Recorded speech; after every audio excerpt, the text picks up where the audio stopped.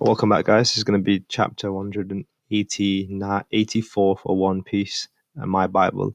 And this chapter had some sweet reveals, especially at the end with Yamato. We'll start with the sweet stuff. All right. So we found out Yamato's is actually he's not a dude, and is actually a female, a woman. And so it's Kaido's daughter, Yamato, and it's quite interesting Yamato as a character because it's it's kind of hilarious but also confusing because every time Yamato has been mentioned by everyone, he's always been referred to as a male, as a son.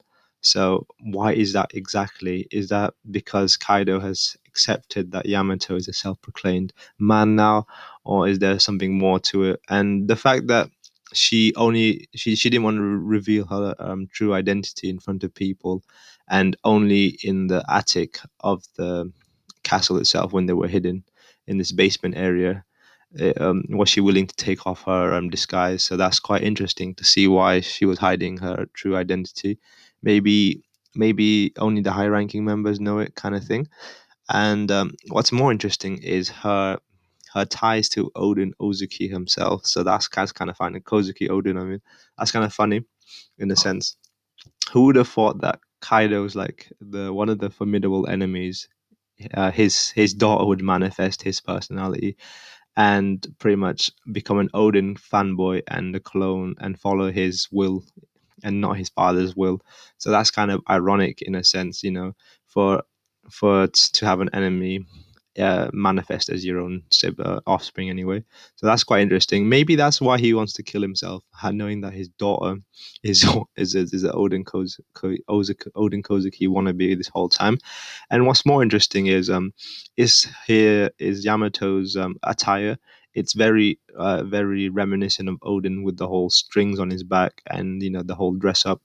And I thought that was pretty hilarious. And I want to know where Yamato actually got the journal from. Like considering the fact that Orochi and Kaido don't know the existence of the journal itself. So how did Yamato come into the possession of it here herself? So that's quite interesting to find out. And also the fact that she's met Ace before will probably make her an ally of Luffy, because who's a friend of Ace is a friend of Luffy. That's just the kind of simple mindset he has actually. So that'll be quite interesting to see what their relationship is.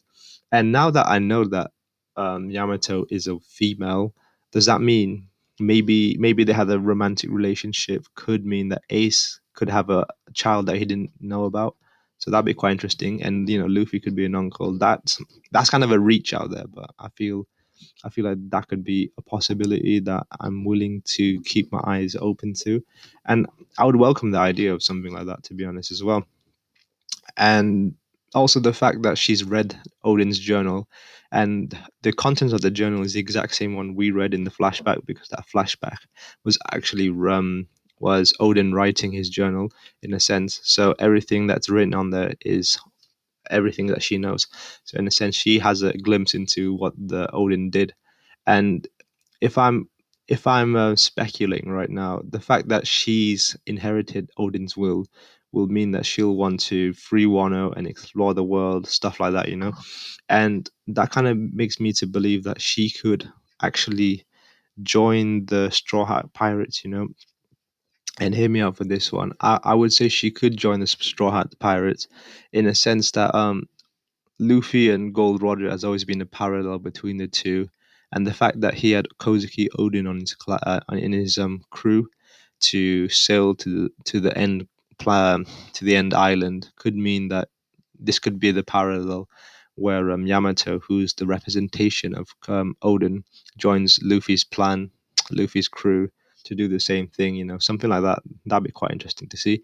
And plus, considering how strong she is from the feats she's displayed so far, it'd be nice to have another quite powerful member on the crew anyway, and also a daughter of a Yonko as well. So that'd be quite interesting. And also the fact that she doesn't look like she's fully human, because she's got horn, so whatever race that Kaido is. Kaido seems to be of a different race that is not human. So so that'd be quite interesting to have a diverse cast because the Straw Hat crew has always been quite diverse. To have like an Oni race member in their crew would be quite nice as well. Adds a bit more diversification. And I've kind of got ahead of myself talking about what happens at the end of the chapter. So let's talk about some other key points in the chapter that I fervently enjoyed. So the submarine gang have actually made some movements, so that's kind of cool. So they've met at the point.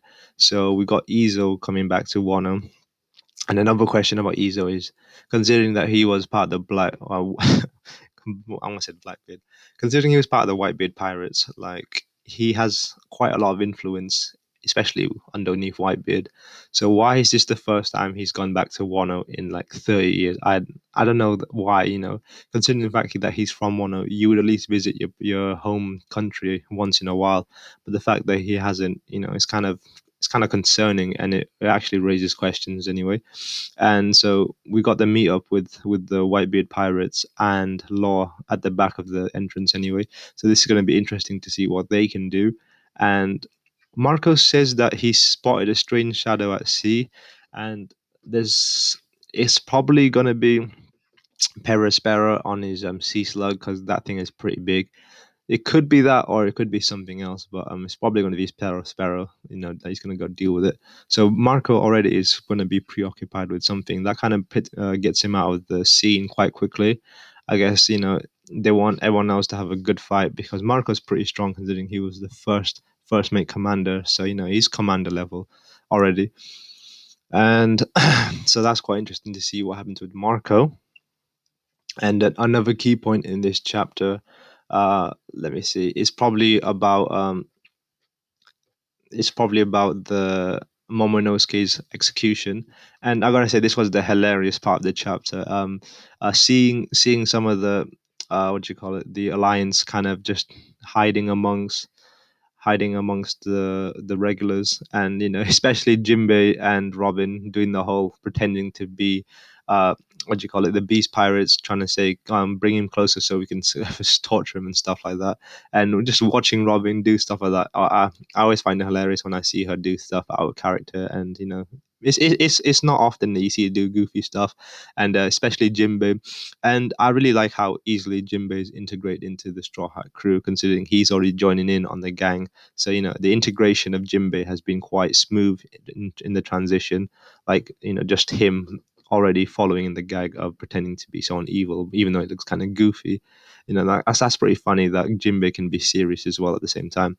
And Robin and Jinbei's dynamic is quite nice actually. They complement each other quite well considering they're both quite serious characters, and they're less on the goofy side. But for them to do the same thing, it's kind of cool to see them stuff like that.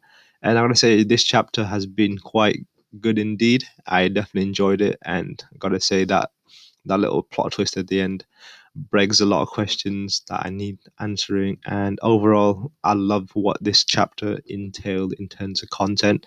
The pacing was fine, and there was a lot of information which I did enjoy. So I gotta say, this chapter was amazing. I'm hoping the next one will be as good as this one. Bye.